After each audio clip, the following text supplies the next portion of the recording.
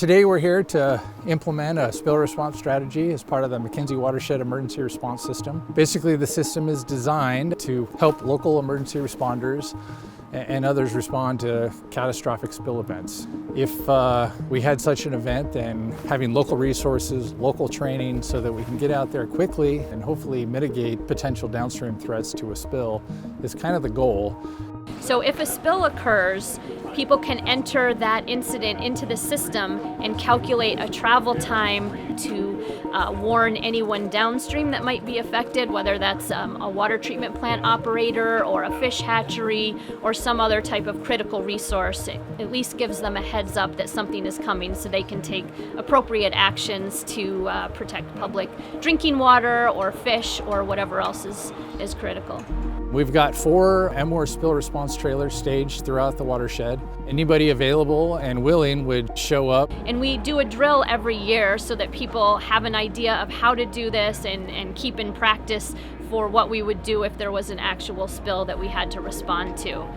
Today we're going to be implementing a cascading style of boom, and this is solid containment boom. So it has a 4-inch float and a 6-inch skirt, and basically it floats on top of the water and acts as a barrier for anything floating on the surface, such as petroleum products. We'll deploy that sequentially all the way across the river.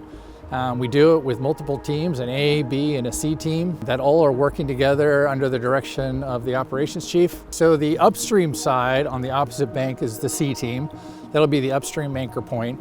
The downstream side on our side of the river are the A and B teams, and basically we'll set up that boom along the AB side or this side of the river and send ropes over to the C side, and then sequentially we'll deploy each section of boom one at a time until we get a nice cascade system all the way across the river, so that anything coming down the river will hit that first boom, get deflected down to the next boom, and so on, all the way to the shoreline where we can hopefully collect the product.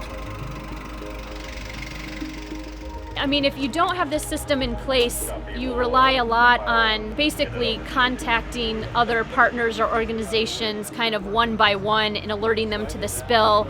And sometimes it might take many hours for you to bring in hazmat contractors. So this system helps to get some kind of response out immediately.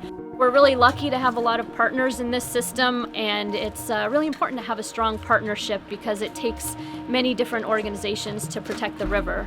We've got a lot of wonderful partners that we rely on, and a lot of great people that come to participate in this with the goal of trying to protect the McKenzie River. It's obviously a very valuable resource for EWEB's customers, as it is our sole source, but it's also important for recreation, for wildlife, and plenty of other downstream drinking water providers. So it's just, it's a great experience to be with so many like-minded folks that are out here practicing to protect this critical and valuable resource.